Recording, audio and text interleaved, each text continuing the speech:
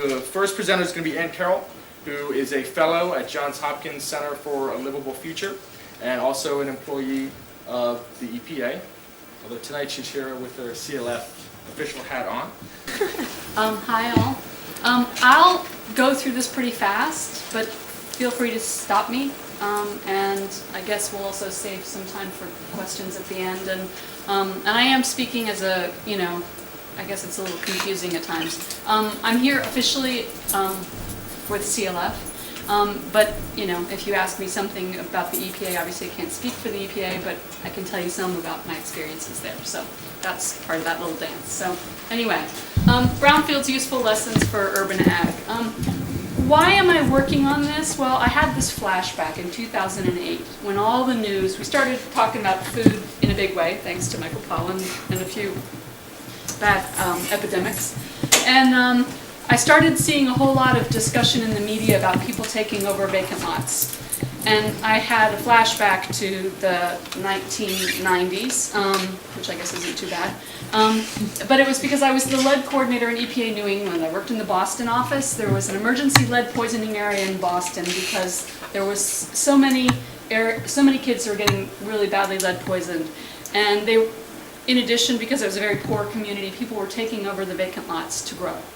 And the EPA officially went out to some of these areas, and the levels were what we would find at a Superfund site. And so, flash to 2008, people are going to vacant lots again, and then I'm like, okay, well, is EPA doing anything differently now? And I discovered, no, actually, we didn't really do a good job of letting everybody know what the urban contamination was then, and now we are 20 years later, but I'm in a position to maybe help. And so that was why I started getting involved in urban ag. But I can talk about lead, as my staff in another country said. She could talk about lead underwater. So we'll talk about other parts of the periodic table too. So the next slide. So introduction to brownfields. I heard some people already kind of giving my talk, and I can jump in. And it's a weird definition, courtesy of Congress, so we can talk about that, what it means and what it doesn't mean, what it means to us versus what it can mean to all you. Soil contamination in Baltimore City, it changes lot to lot, so we can talk about what we know from the history. Baltimore has other challenges that other cities don't, and we can talk a little bit about that. Site history and what it means something very specific in the brownfields community, and we can talk about that, and of course what the EPA resources are. And I know I'll try not to pick on the city too much, but certainly we want to encourage the city to apply for brownfields resources. That would be the money that will help you assess and clean these properties, so we don't even have to mess with the whole how contaminated is it and how much is safe. And then questions and answers, we can do them at the end, we can do them all the way through. This is for y'all. So, okay, a brownfield is real property, the expansion, redevelopment, and reuse of which may be complicated by the presence or potential presence. So real property is not just vacant lots, it's also buildings. Which means if those abandoned structures that have lead paint and asbestos and bird poop you want to turn into a greenhouse or a restaurant or a food production facility, it is an eligible brownfield, theoretically. The presence or potential presence, that is huge. Because that doesn't mean it doesn't have to be scary contaminated. You just have to be afraid it's scary contaminated. That's the potential presence. So the good news is our money can then help you say, oh no, those are just weeds growing there. You're fine, you're good to go. And so that's where our dollars through the city can help you assess a number of properties, a number of lots, and the ones that are good to go can be turned into safe growing areas. And then the other ones that really need to be cleaned up, they can also apply for cleanup dollars to support that too. So the key is most of our dollars go to governmental entities. That's unfortunately for those of you who are investors and want to do this as your industry. But because the city usually controls foreclosed or tax closed property, that's part of why the monies go to them, so they can turn it back onto the tax rolls. So next slide, please. So we have some experience doing this, that other organization that I work for. And so I just wanted to give you a sense of, in the absence of gardeners and farmers testing their soil, we are the best data set going. I'm not suggesting that all urban agriculture is happening on brownfields. I hope it isn't. But we have a lot of information about properties, about structures in urban areas and rural areas, places you'd never suspect that there was contamination. And it's not maybe because of an industrial history, it's because some dumb cluck dumped something that was hazardous there instead of where they should have put it. And so, you know, it could be an asbestos pile on a vacant lot. I was looking at some as I drive into the city, you know. There's what you can find from the site history, and then there's that random whack thing that happens. And so that's what you also have to prepare for. You know, the probable event and then the improbable event. And that included some Superfund sites too there. But as you can see from this picture, you know, Superfund, you know, we think of those as the moonsuit sites, you know. Nobody wants to be growing in a brownfield or a Superfund site, although I'm actually going to show you a picture of a very famous example of growing in a Superfund site. This is super funny. I never heard that before. Okay, so those are the most dangerous sites. Those are the ones that the EPA actually does send people out in moon suits to go clean up. And they've been deemed to be so hazardous they pose imminent and substantial danger to the residents. So usually that's because drinking water is contaminated and people are actually drinking it and showering and bathing their children in it. So that really tilts you into the national priority list. That's the Superfund list. Essentially, they're very dangerous abandoned sites, but they're, you know, usually those, you know, Love Canal is the famous example. You know, the ones that you heard about if you've seen any of the really exciting thrill or environmental movies, those are probably Superfund sites they were talking about. Brownfields are the many not as dangerous. It's the abandoned gas station. It's the place that used to be a pesticide business. It's well, there used to be an old lead-painted house here, but they tore it down, only the lead paint is all over in the soil. So they're not as dangerous, but there are so many more of them. And, you know, there'll be areas that you have whole strings of abandoned gas stations. Hopefully you can get those parcels together and turn it into something really useful.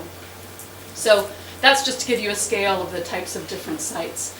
Leaking underground storage tanks, that's the lust. And then different other programs, RIPRAs, landfills, you know, there's areas in Montreal, they had to close down about 100 community gardens, and they discovered that all of them had actually been built on former dumps. The lead and arsenic levels were about 10 times what we would allow in the marketplace. So, and unfortunately it took the city 3 years to do that. So that was also its own problem. Next slide, please. So, here's how we give our money away. Assessment can, and again, it goes to local governments. It can be planning, can be health department, can be environmental agency, can be community economic development, and actually we partner a lot with economic and community development.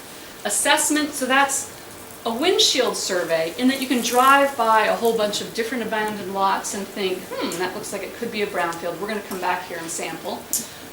Inventory, get the list together. Where are the areas that you want to be growing? Let's kind of work them through a cycle of testing all of them. Because we want you all to be successful, and we want you to grow us some really yummy food. And we want you to do it safely and be, you know, able to do this and get a market. And the planning, you know, what are the sites you have to do? And then community outreach, because you want to let people know, here's what we're sampling, here's what we're looking for, here's why, and here's what we found, and this is what we're going to do about it. So all of those things are eligible under a community grant. It can be an individual site, can be multiple sites. I'll go faster. Cleaning up sites, you can get up to 5 per community, so that's about $1 million. Next slide. Revolving loan fund.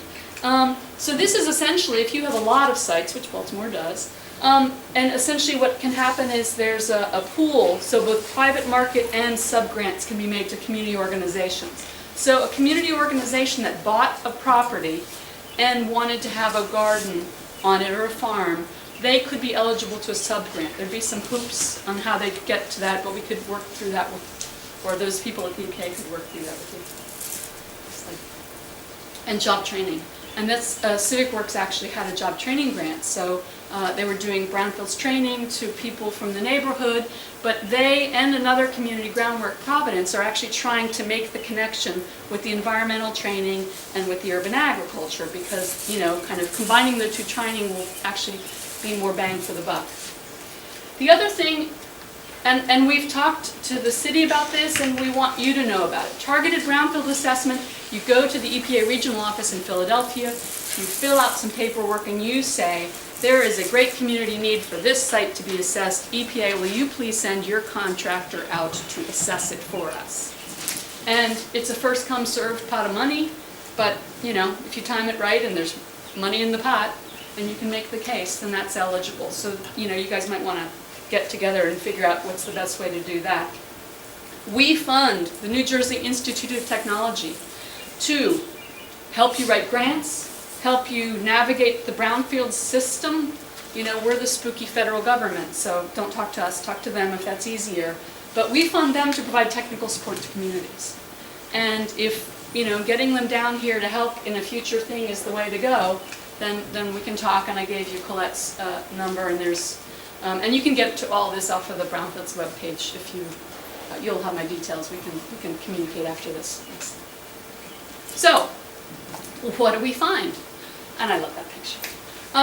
Well, the good news is petroleum and other hydrocarbons is the thing that is most commonly reported in our cleanup grants. And what's good about that is it's, you know, mostly biodegradable.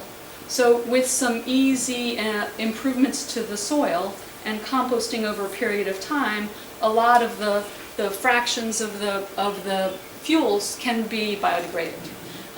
You know, it might be stinky for a while and you might not want to grow in it. It might be a good cover crop for, you know, a good 3 years. But it's also an easy cleanup to do, and it's not very expensive. So, you know, on the scale of good and bad contaminants, that's where you want to be going.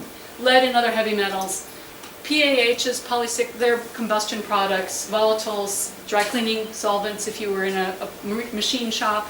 Get to work on some meth labs, but I don't do that. Just for so this is in talking with the American Planning Association, because, you know, and you're talking about it here in Baltimore, and I think you're going to end up being some of the leaders on this, because the planning profession hasn't really kind of gotten their heads around the whole idea that you guys all want to grow food in the city again. Wait, didn't we have planning to prevent those, you know, people living near where those things were happening? So I just wanted you to see that this is, you know, kind of, there are people in the planning industry who are really excited about this, and this is just, you know, where urban ag can fit in the transect, and really it can go all the way across. It's just less urban over there. So, why would you have contamination here? Well, your Museum of Industry will tell you all you need to know about that. But I think, you know, dredging. Well, where did that dredge spoil go? You had electric refrigerators, silverware manufacturer. I'm sure no metals were used in either of those processes. Umbrella factory, commercial transport, coal burning, steam. Where'd the coal go? We all know mercury's in coal. So wherever that big old coal pile was, or wherever the coal ash was put after the coal was burnt, has whatever mercury is left in that coal ash. Next slide, please. We always talk about lead paint on houses. We forget about the manufacturing of lead paint that happened in this. The National Lead Company had a Baltimore office.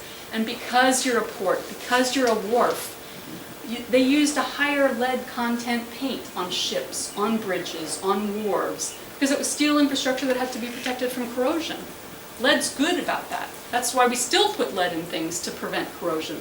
The bad part is it persists in the soil. And so I just found this from the Baltimore Sun last night. Paint making was once a real Baltimore industry, the 3rd largest in the country. Well, that would be something we'd want to look up on. Where were those lead paint factories, and where did they put their pigments? The Maryland land, how am I for time? You'll throw things at me anytime. Yeah. Okay. Okay. The Maryland Department of Environment Land Restoration Program, you can actually go and look at all the brownfields. The hard part about this is it's only the brownfields that we've already spent our money on that are documented. So the ones we haven't found yet are not on the map yet. So that's the only challenge, is this, we know this is a subset. And it's not so much that there's that many more polluting industries, it's that, you know, places are closing. You know, they're going bankrupt, and however good they were over a period of time, whatever is there is deteriorating, and so there can be spills and things. So I encourage you to go there. The Sanborn fire insurance maps, actually the Enoch Pratt Library has free access to those, which is a great thing. And you can look at the industrial history. And when you're looking, and I'll show some pictures of, we'll go on and I'll show you some Sanborn maps. And, we don't always see, drums stacked to the roof. Sometimes the contamination is under the pad, and so that's why I don't want you guys to feel like you have to be environmental experts. There are environmental experts, and they can help you with this. So, we want you to grow good food and make healthy soil and make healthy neighborhoods, and we'll help you with the toxic part. So, what you might find, the historic fill with and without contaminants, the drudge spoils, the foundry sand, some of the steel shot that they use to sandblast bridges and buildings and hulls that would still have whatever they sandblasted off. And I already mentioned the kind of the random illegal dumping, and who knows what that might be. Was it radiological waste from a Hopkins hospital, or and I really don't have that dire a view of life, but we do see the worst of things. So I'm a little biased towards the worst of things. So you'll forgive me, I hope. Lead, we use millions of tons of it in gasoline and in paint, and it doesn't break down. So it's wherever it last fell, unless it was moved. So we have to deal with it. Cadmium, I worry about this more because it's taken into plants, and it's taken into food plants. Part of the reason why smokers have a higher cadmium levels is because tobacco preferentially absorbs cadmium. And so you see this in all the national studies. So cadmium is one to be worrying about in a growing environment. Lead, there isn't as much uptake, although I'm going to actually show you some slides that refute that from the plant science folks. Arsenic, also an issue because it's used in a lot of timber preservatives. It was used in a lot of lumber, and of course Swan Park. There's other places that arsenic was being used in this city. So that would be something else to be looking out for. Mercury, of course, always. Thallium, a colleague from Virginia, a lot of old grocery stores used it as a rat poison. And so it also persists. So, I'm not saying there's a lot of it, I just thought that was interesting. And so I'm actually going to be looking into that a little bit more. But because those industries are where it was used, in addition to its use as a rat poison, it was also used as a skin cream, God help us. But if those kinds of industries are a part of the industrial history where in your neighborhood, that would be just another thing to think about. Or better yet, get the environmental experts to do it for you. Try. Yes. Okay, we already talked about those, some pesticides too. Solvents, scary. Don't go there if you can help it. Asbestos, again, in a lot of buildings, in a lot of ships, in a lot of different commercial applications, so that would be an issue. PCBs. One of the tricks with PCBs is because you have this kind of industrial history, it was used when there was a lot of, it was an insulator, and so it was used with big heating equipment. And the problem is, we found in a lot of sites, it actually goes through the concrete. And so, you can take out the PCB transformer and think you've cleaned things up, but if somebody ended up pulling up that concrete, because it's actually porous, so a lot of our cleanups we have to clean up under the concrete, but if, for some reason, whoever was removing the transformer didn't know that and that was still there, that would be an issue, especially those old warehouses, if any of those are going to be converted for growing use. And caulk, we've since learned. So this is a USDA document, and I love that their urban soil primer included this as a soil. You will too, but you probably have a lot of that kind of soil here. But, I won't talk about this because Cheryl will talk about the other hazards that are in soil, but, 20% glass is something you've got to think about too. Next slide, please.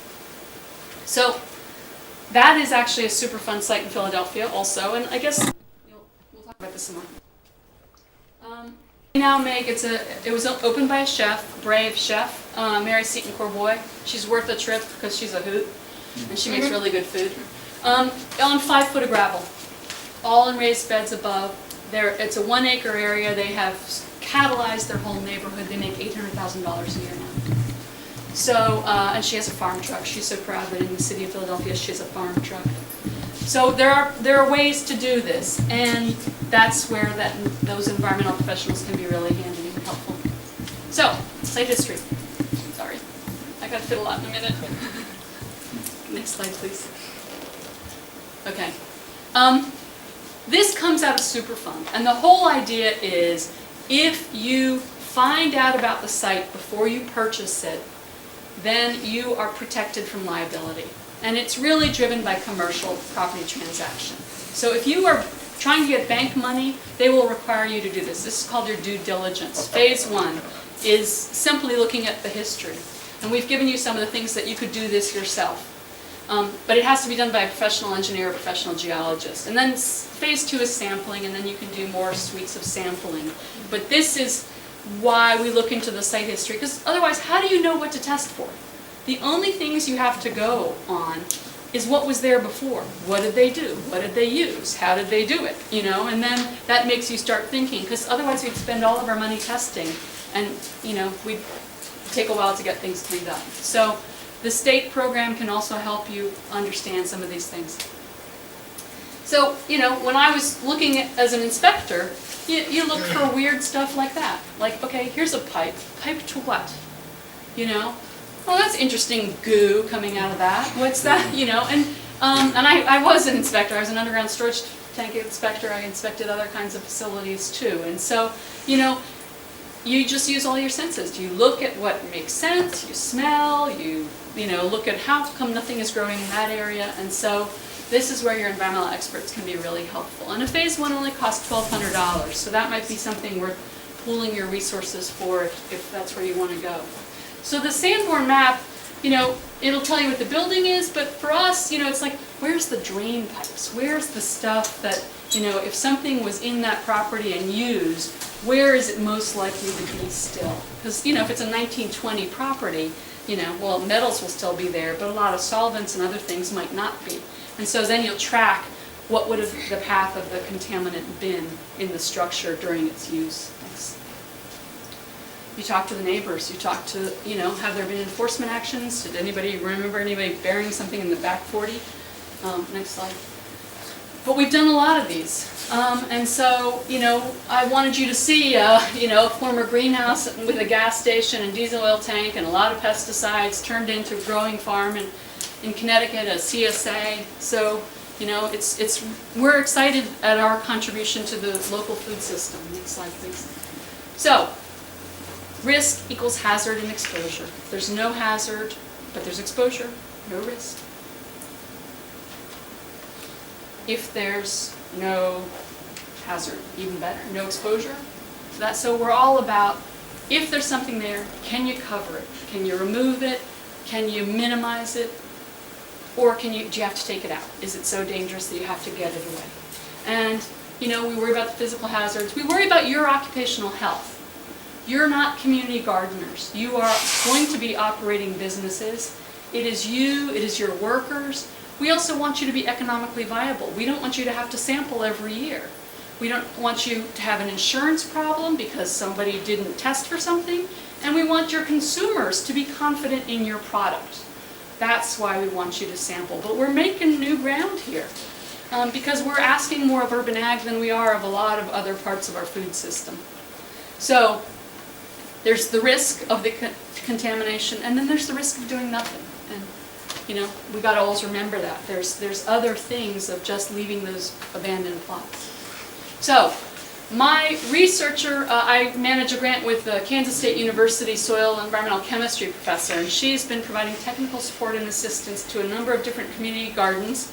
We've been looking through the literature to find out what we can, and their point is, when you improve the soil, when you add compost, you reduce the ability of the plants to take up contaminants. That's particularly true of lead, and because lead is something we focus so much on, and I know Cheryl's going to talk some more about this, but I just wanted you to see this is some new research. So with Swiss chard, next slide, carrots we're going to have problems with. Next slide. And this is a very high level. So the EPA residential soil cleanup level is less than 400 ppm lead in soil. We're okay for children to be there. These are soil levels in Philadelphia, higher than you're going to want, but you can see that there's a lot of uptake in the carrot, and so there's going to be some issues. But you don't want to be growing carrots in, 2,000 ppm lead anyway. So there is some literature, for those of you who want to kind of track down literature, this will be in the presentation, that there's been research on orchard soils because they used a lead-arsenic combination as a pesticide for over 100 years. Mines, because they're mines. Why not grow carrots there? And it actually goes in. So mom's advice to wash and peel, no, doesn't work. The lead will go all the way through the carrot. So now we're looking at what are the other, and I'm not a plant scientist, so the plant scientists will have to advise us. But radishes, beets, I don't know about turnips and parsnips, I'll let you know.